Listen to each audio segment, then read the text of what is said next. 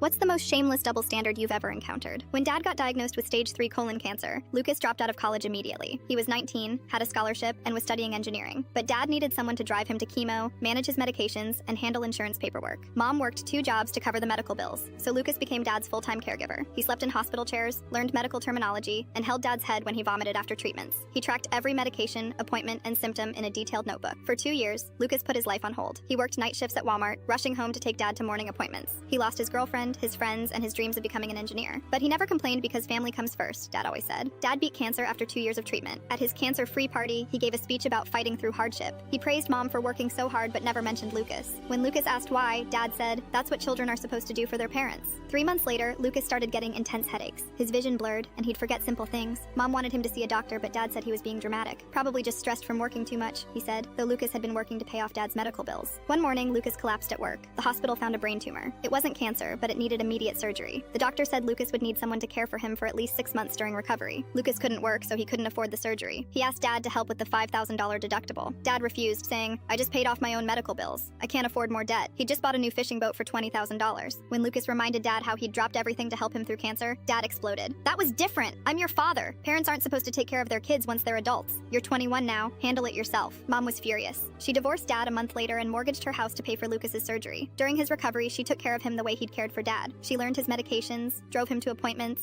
and held him when the pain was too much. Dad never visited Lucas in the hospital. Instead, he posted on Facebook about how ungrateful today's generation is, expecting handouts from their parents. He even complained that Lucas and Mom had abandoned him right after his cancer battle. Lucas recovered fully after 8 months. He moved in with Mom, went back to college, and is finishing his engineering degree. Dad still tells everyone how he fought cancer alone, while his family abandoned him. Last week, Dad called Lucas. He's been diagnosed with cancer again and needs someone to help him through treatment. "Family has to stick together," he said. Lucas hung up the phone and blocked his number.